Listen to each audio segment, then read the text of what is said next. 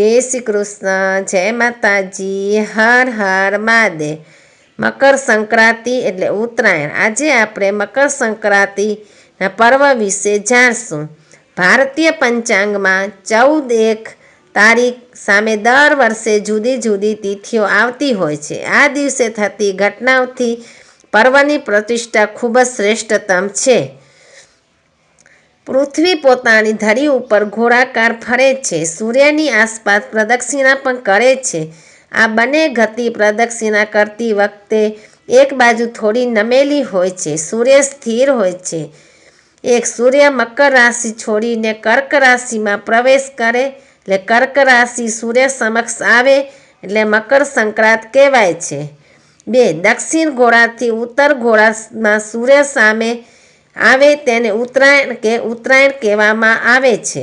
આ ખગોળકીય ઘટનાને લીધે આ દિવસ અતિ પવિત્ર, દાન પુણ્ય, બ્રાહ્મણ દેવની સેવા પૂજા કરવામાં આવે છે। વાયુ પવન પોતાની ગતિ બદલે છે, જેથી પતંગની મજા આવે છે। ભીષ્મ પિતામહનું મહાપ્રયાણ પણ જોઈએ। રાજા શાંતનુ અને ગંગાજીનું 8મું સંતાન એટલે ભીષ્મ પિતામહ શાંતનુ રાજા સાથે ગંગાજીએ મૂકેલી શરત મુજબ ગંગાજી પુત્રોને જે કરે તેમાં રાજા શાંતનુએ વાંધો ઉઠાવવાનો નહીં। આ મુજબ ગંગાજીએ પહેલા 7 સંતાનને જન્મતા જ અલકનંદા ગંગા નદીના ઝારમાં પ્રસાદ રૂપે પધરાવી નાખ્યા।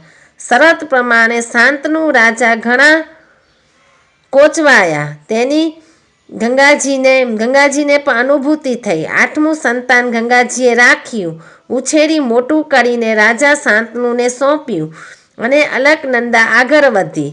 રાજા ભગીરથની પિતૃતર્પણ માટે શિવજીના આગ્રહથી અલકનંદા હવે ગંગા નામથી પ્રસિદ્ધ થઈ। ગંગાજીના 8મા સંતાનનું નામ સત્યવ્રત રાખ્યું। ગંગાજીનું સંતાન હોવાથી ગાંગેય કહેવાયા। આ બંને નામધારી વ્યક્તિનું નામ ભીષ્મ કેમ થયું અને ભીષ્મમાંથી ભીષ્મ પિતામહ કેમ થયા અને અજેય યોદ્ધા એવા ભીષ્મ પિતામહ બાણશૈયા પર સૂઈને ઈચ્છા મૃત્યુનું વરદાન હોવા છતાં મહાનિર્વાણ માટે રાહ જોઈ અને મકર સંક્રાંતિના દિવસે જ આવા શ્રેષ્ઠતમ પવિત્ર દિવસે જ મહાનિર્વાણ માંગ્યું અને ઈચ્છ્યું અને મહાનિર્વાણ પામ્યા। એવો શ્રેષ્ઠતમ દિવસ મકર સંક્રાંતિ કે ઉત્તરાયણ કે 14મી જાન્યુઆરી છે। રાજા શાંતનુ વનવિહાર કરવા નીકળ્યા। એક માછીમાર પિતા અને તેની પુત્રીને જોયા, ભેગા થવાઈ ગયા, લાચાર થઈ ગયા। કન્યા અને પિતાને લગ્નની દરખાસ્ત મૂકી, તમારો પુત્ર ભીષ્મ નહીં પણ તમારાથી મારી પુત્રીને થનાર પુત્ર રાજગાદીનો વારસદાર હકદાર બને તેવી વાત કબૂલ કરો તો મારી દીકરી તમને જરૂર પડને। રૂપમાં લાચાર રાજાએ હા પાડી। પુત્ર ગાંગે ભીષ્મ પ્રતિજ્ઞા લે છે કે તે આજીવન નહીં પરણે। આ પ્રતિજ્ઞાથી ગાંગેય ભીષ્મ નામથી પંકાઈ ગયા।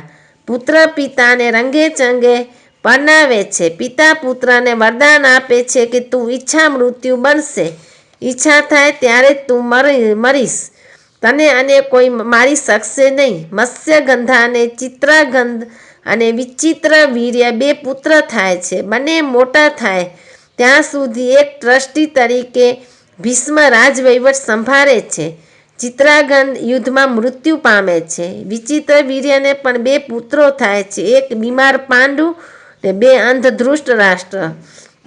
કુરુવંશના ધૃતરાષ્ટ્ર જન્માંધ હોય છે, ભીષ્મના દયાપાત્ર બને છે અને કૌરવો સાથે રહે છે। ભીષ્મ પિતામહ બને છે। પાંડવો પ્રત્યે પ્રેમ હોવા છતાં પાંડવો સાથે શ્રીકૃષ્ણ હોવાથી પોતે ચિંતામુક્ત હતા। ભીષ્મ પિતામહ મહાભારત યુદ્ધ પહેલા અર્જુનને કીધું હતું કે તું મને યુદ્ધમાં હરાવી નહીં શકે, પણ મારે તને જીતાડવો જ છે, માટે હું મારી રીતે તારું અજય પદ ગોઠવી પણ લઈશ અને તું જીતી પણ શકીશ, કારણ કે તારા સાથે કૃષ્ણ છે। કૃષ્ણના પ્લાનિંગ મુજબ શિખંડીને આગળ ધરી અર્જુન પાછળથી તીર મારે છે। ભીષ્મ પિતામહ મરતા જ નથી, પણ અર્જુનને જીતાડવા બાણશૈયા પર સૂવે છે અને અતિ પવિત્ર દિવસ મકર સંક્રાંતિ ઉત્તરાયણના દિવસે પિતાના લગ્ન કરાવનાર પુત્ર ઈચ્છા મૃત્યુના આશીર્વાદથી મકર સંક્રાંતિના દિવસે પ્રાણ ત્યાગે છે. આ હતા ભાન ભીષ્મ પિતામહ. જય શ્રી કૃષ્ણ. હર હર મહાદેવ. ઓમ નમઃ શિવાય.